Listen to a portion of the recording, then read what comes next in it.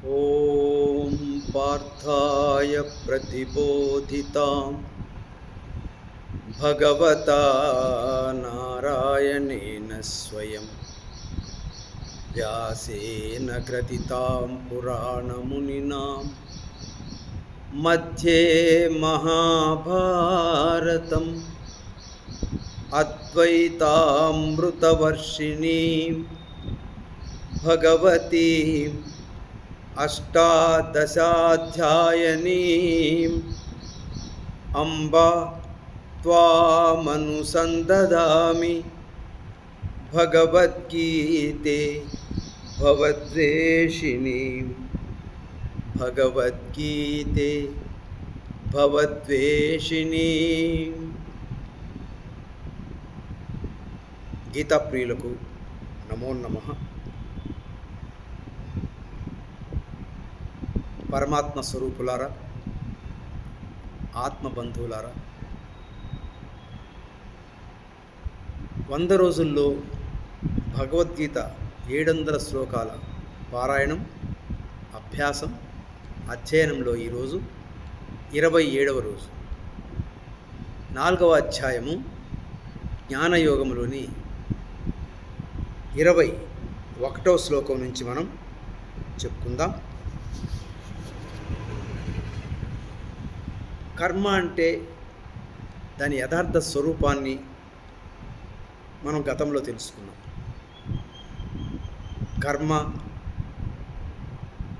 కర్మ ఫలములు, విహిత కర్మలు అంటే 10 మందికి ఉపయోగపడే కర్మలు, నిషిద్ధ కర్మలు, భవరోగంలో ముంచే కర్మలు, అదేవిధంగా అకర్మలు అంటే ఉత్తమమైనవి, ప్రశస్తమైనవి అని తెలుసుకున్నాం. అదేవిధంగా కర్మలో అకర్మ, అకర్మలో కర్మ, ఈ కర్మతత్వాన్ని చక్కగా తెలుసుకున్నప్పుడు మనం కర్మ బంధ విముక్తిని పొందుతాం. మరి నిన్న 20, 21 శ్లోకాలు తెలుసుకున్నాం.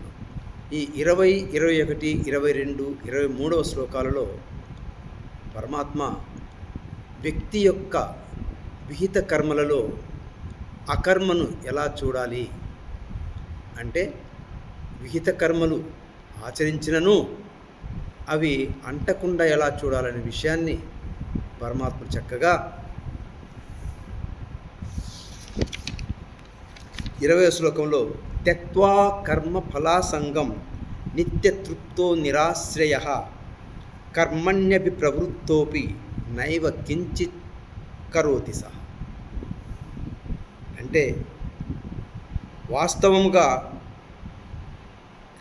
విహిత కర్మలలో చక్కగా ప్రవృత్తి అయినప్పటికీ అవి వాటికి కర్త కాడు. ఎప్పుడు అంటే, సమస్త కర్మల యందును వాటి ఫలితముల యందును సర్వదా ఆసక్తిని వీడి సంసార ఆశ్రయరహితుడై పరమాత్మయందే నిత్యతృప్తుడైన పురుషుడు కర్మలయందు ప్రవృత్తుడైనప్పటికీ కూడా అతను కర్మలకు కర్త కాదు అని 20వ శ్లోకంలో చెప్పి, అదేవిధంగా నిరాశీర్యత చిత్తాత్మ త్యక్త్వ పరిగ్రహ అంటే రాబోయే విషయాల మీద ఆశ లేక పొందిన దాన్ని నాదే అనుకునే పరిగ్రహం మీద ఉన్నంత వరకు అతను కర్మలు బంధిస్తూనే ఉంటాయి. అందుకనే 21వ శ్లోకంలో అలాంటి ఆశ కానీ, నా సొంతము ఇది నాదే అనే భావన కానీ లేనప్పుడే కర్మలు నిన్ను బంధింపవు. ముఖ్యంగా విహిత కర్మల్లో కూడా అదే పద్ధతి. శారీరం కేవలం కర్మ అంటే శరీర నిర్వహణకు నువ్వు చేసే కర్మలలో ఆ కర్మబంధాన్ని కూడా నీకు అంటదు అని పరమాత్ముడు 21వ శ్లోకంలో కూడా అదే విషయాన్ని చెప్పి 22వ శ్లోకంలో చెప్తారంటే, యదృచ్ఛా లాభ సంతుష్టో అంటే అనుకోకుండానే నీకు లాభం ఆయాచితంగా లభించినట్లయితే లభించి సంతుష్టుడైన వాడు, యదృష్టో లాభ సంతుష్టో, యదృచ్ఛికంగా లభించిన దానితో సంతృప్తయ్యేవాడు, ద్వంద్వాతీతో విమత్సర, ద్వంద్వాలకు అతీతమైన వాడు, అంటే శత్రువుల పట్ల, మిత్రుల పట్ల, రాగద్వేషాల పట్ల, అదేవిధంగా నిందాస్తుతులు, మానావమానములు, లాభనష్టాలు, జయాపజయాలు, ఇవన్నీ ద్వంద్వాలు. వీటిలో అతుక్కుపోకుండా స్థిరమైన బుద్ధితో ఉన్నవాడు. విమత్సరహ అంటే ఎదుటివాడి ఉన్నతిని ఓర్వలేని స్థితి. ఎదుటివాడు ప్రగతి సాధిస్తున్నా, అభివృద్ధి సాధిస్తున్నా, సంతోషంగా ఆనందంగా ఉన్నా, సంపదలతో ఉన్నా చూడలేక అసూయ చెందేవాడిని విమత్సర. అలా లేనివాడు. సమ సిద్ధావసిద్ధౌచ అంటే కార్యసిద్ధి కలిగిన కలగకపోయినా సమస్థితిలో ఉండేవాడిని ఈ యొక్క కర్మలు అంటవు. అందుకని కృత్వాపిన నిబధ్యతే, వాడు ఆ వ్యక్తి విహిత కర్మలను ఆచరించినా అవి అకర్మలే అంటే అంటవు అని చెప్తూ, అదే విషయము 23వ శ్లోకంలో కూడా అదే చెప్తారు స్వామి. గత సంగస్య ముక్తస్య అంటే ముక్తుడవటం దేని నుంచి అంటే గతంలో ఉన్నటువంటి వాసనామయ జీవితం నుంచి, అంటే కారణ శరీరంలో ఉన్నటువంటి వాసనలను వాటి నుంచి బాగా ముక్తుడవటం. జ్ఞానావస్థిత చేతసః నిత్యము ఆత్మజ్ఞానంలో స్థిరమై ఉన్నవాడు. నేను దేహాన్ని కాను, దేహిని అని భావంతో పరమాత్మ యందే ఏకీభావ స్థితుడై ఉన్నవాడు.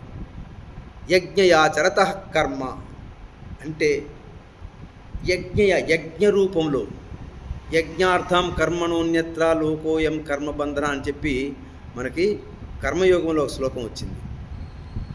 ఆ విధంగా ప్రతి కర్మను యజ్ఞ రూపంలో చేసేవాడు, ఈశ్వరార్పణ బుద్ధితో చేసేవాడు, ఆత్మ సమక్షంలోనే కర్మ జరుగుతుందని భావించేవాడు. వాళ్ళ విహిత కర్మలు చేసినను అవి అతనికి కర్మ సమగ్రం ప్రవిలీయతే, కర్మలన్నీ కూడా బంధించవు అని పరమాత్మ నిన్న ఈ యొక్క 23వ శ్లోకం చెప్తున్నాడు. ఆసక్తి, దేహాభిమానము, మమకారము ఏమాత్రం లేనివాడు, పరమాత్మ జ్ఞానమునందే నిరంతరము మనస్సును లగ్నమనర్చినవాడు, కేవలము యజ్ఞార్థమే కర్మలను ఆచరించేవాడు, మనుషుని యొక్క కర్మలన్నీను పూర్తిగా విలీనములగును అంటే బంధించే శక్తిని కోల్పోతాయి. ఈ 4 శ్లోకాలు 20, 21, 22, 23 శ్లోకాలు ఇవి వ్యక్తి యొక్క విహిత కర్మలు అకర్మలుగా భావించబడతాయి. ఆ లక్షణాలతో చేసిన కర్మలు అంటవు అంటే ముక్తుణ్ణి చేస్తాయి. మరి ఈ యజ్ఞయాచరత కర్మలో యజ్ఞార్థం కర్మలు చేయడం అని చెప్పారు కదా, ఆ యజ్ఞం గురించి ఈ రాబోయే శ్లోకాల్లో 32వ శ్లోకం వరకు వివిధ రకమైన యజ్ఞాల గురించి చెప్తారు. ఇది చాలా ఫేమస్ శ్లోకం ఇది. బ్రహ్మార్పణం బ్రహ్మహవిః బ్రహ్మాగ్నౌ బ్రహ్మణాహుతం బ్రహ్మైవ తేన గంతవ్యం బ్రహ్మకర్మ సమాధినా. సర్వము బ్రహ్మమయమే, సర్వము బ్రహ్మమయమే, అంతా రామమయమే. ఈ విధంగా భావన, సంకల్పం,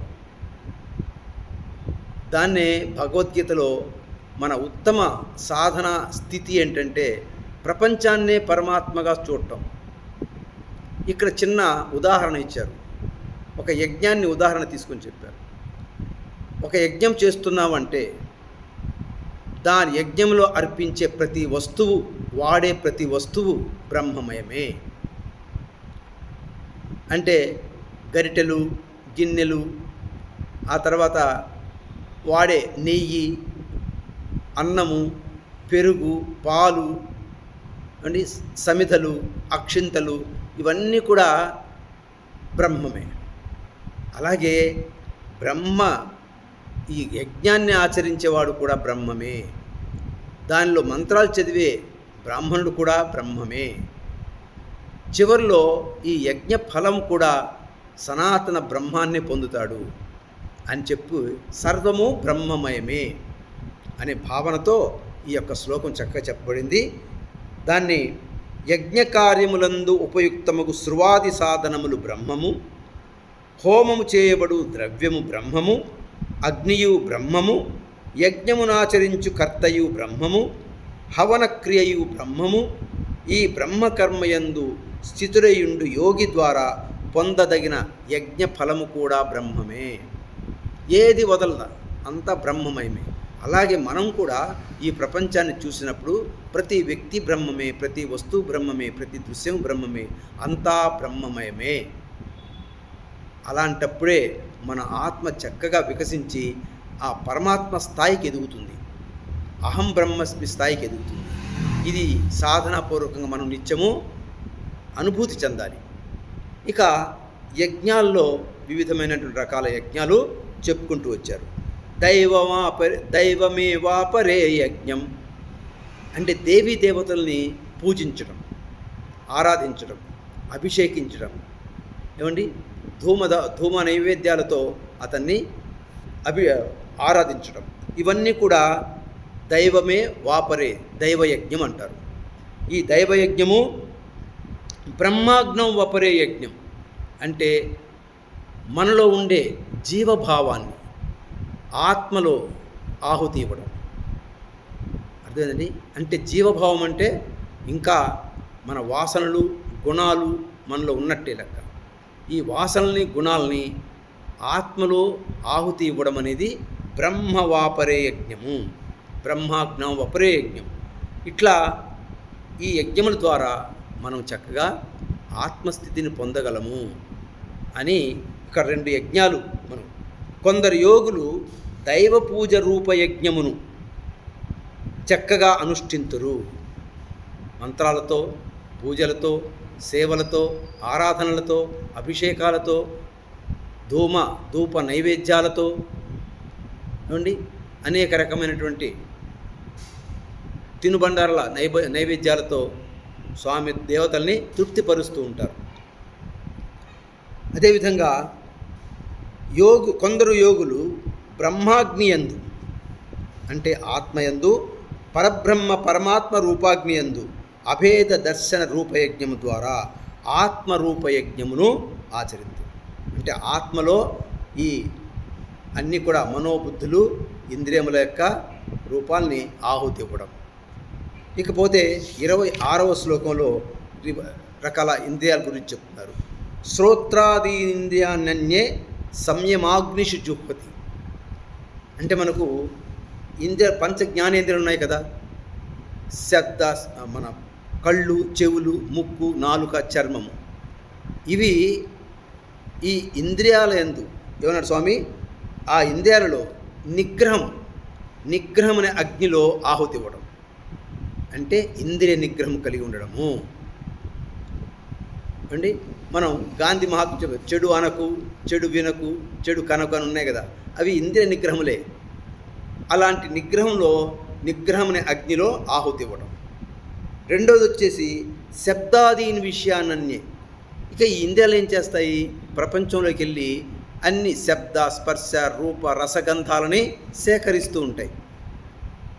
ఆ వాటిని ఇంద్రియాలలోనే, ఇవి ఇంద్రియ విషయాలు, ఈ ఇంద్రియ విషయాలని ఇంద్రియాలలోనే ఆహుతి ఇవ్వడం ఏమండి, అక్కడికక్కడే నిగ్రహించడము.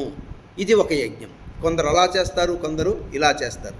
కొందరు యోగులు శ్రోత్రాది అంటే వినడము, చూడటము, తినడము, వాసన చూడటము, ఇవన్నీ కూడా ఇంద్రియములను సంయమన రూపాగ్నుల యందు హోమం చేదురు.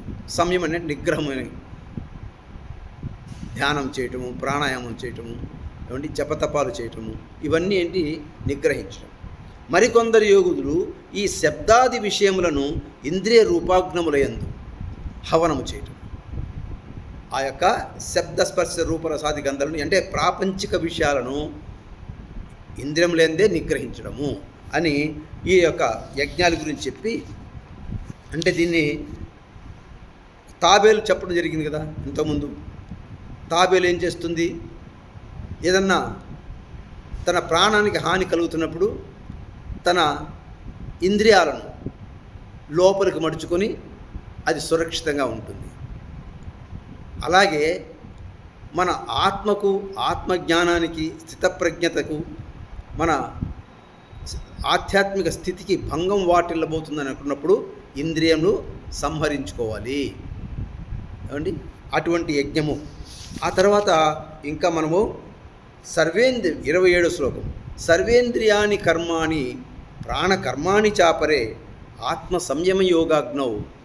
ఆత్మ సంయమము అంటే ఇది సమాధి యోగం. సమాధి అంటే సమస్థితిని కలిగి ఉండడం. అంటే మనలోని వాసనలు, గుణాలు, అరిషడ్వర్గాలు ఇవన్నీ కరిగించుకోవడం ధ్యానం ద్వారా. ఇవి మొత్తం ఇవన్నీ కరిగిపోతే మనకు కలిగేది సమాధి స్థితి. దానికోసము ఏం చెప్పమన్నాడు? సర్వాణీంద్రియ కర్మాణి అంటే జ్ఞానేంద్రియముల, కర్మేంద్రియాల వ్యాపారాలను అరికట్టి ప్రాణకర్మాణి చాపరే, ప్రాణం యొక్క కంటేంటి శ్వాస నిశ్వాసాలు కూడా అవి వాటి యొక్క కర్మలు కూడా ఆపు. అంటే ధ్యానంలో ఉన్నప్పుడు, డీప్ మెడిటేషన్లో మన శ్వాసలు కూడా మనకి తగ్గిపోతాయి. అంటే ప్రాణకర్మ, శ్వాస నిశ్వాసాలు కూడా మనకు తెలియవు, మన స్పృహలో లేవు. కాబట్టి అది కూడా తగ్గిన తర్వాత మన ఇవన్నీ ఆత్మలో సంయమనమే, ఆత్మలో ఆహుతిస్తాం. ఈ యొక్క కర్మేంద్రియ, జ్ఞానేంద్రియ, ప్రాణ కర్మల వ్యాపారాలన్నీ కూడా ఆత్మలో లీనమైన తర్వాత, అంటే మనసు లయమైన తర్వాత ఆత్మలో అప్పుడు జ్ఞాన జ్యోతి మనలో వెలుగుతుంది, జ్ఞాన దీపము వెలుగుతుంది. కాబట్టి ఇవన్నీ యజ్ఞాలు మనలో ఆత్మజ్ఞానాన్ని చక్కగా వెలిగించడం కోసం. 18వ అధ్యాయంలో ఒక శ్లోకం ఉంది. ఈ యజ్ఞాలన్నీ కూడా ఏమవుతాయంటే ఇవి వదలకూడదు. యజ్ఞదాన తపకర్మ నా త్యాజ్యమితి చాపరే, యజ్ఞోదానం తపశ్చైవ పావనాని మనీషినం. నిన్ను చక్కగా ఇవి ఆత్మజ్ఞానం వైపు తీసుకు నిన్ను పరిశుద్ధం చేస్తాయి, శుద్ధ అహంగా చేస్తాయి. అంటే ఒక పవిత్రమైన వ్యక్తిగా, మహాత్ముడిగా, పరమాత్మగానే నిన్ను మలుస్తాయి, నిన్ను మారుస్తాయి. కాబట్టి ఈ యజ్ఞాలను వదలకూడదని చెప్పి మనం తెలుసుకొని మనకు చేతనైనంత వరకు వాటి పట్ల ప్రయత్నం చేసి, కృష్ణ భగవానుడు కర్మయోగం అని చెప్పారు. యజ్ఞం అంటే మామూలు నిప్పులు వెలిగించి ఆహుతులు ఇవ్వటమే కాదు, నీ కర్మను ఆత్మ సమక్షంలోనే జరుగుతున్నది. ఏమండి? మన కర్మలన్నీ కూడా ఆత్మ సమక్షంలో జరుగుతున్నవి. కాబట్టి కర్మఫలాలు పరమాత్మకే సమర్పణ చేయాలి. అంటే ఈశ్వరార్పణ బుద్ధితో కర్మలు చేయాలి. ఆ కర్మల్లో మన స్వార్థం లేకుండా సామాజిక సంక్షేమం కనిపెట్టినట్టయితే నిష్కామ కర్మయోగం చక్కగా జరిగి నీవు నైష్కర్మ్య స్థితిని పొందుతావు, అంటే ఆత్మస్థితిని పొందుతావు. అంటే కర్మల ద్వారా కూడా నీవు ఆత్మస్థితిని పొందవచ్చు.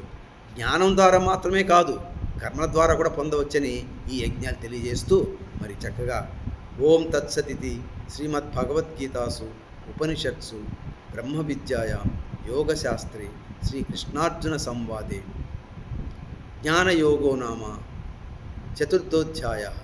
ఓం తత్సత్. సర్వే జనా సుఖినో భవంతు.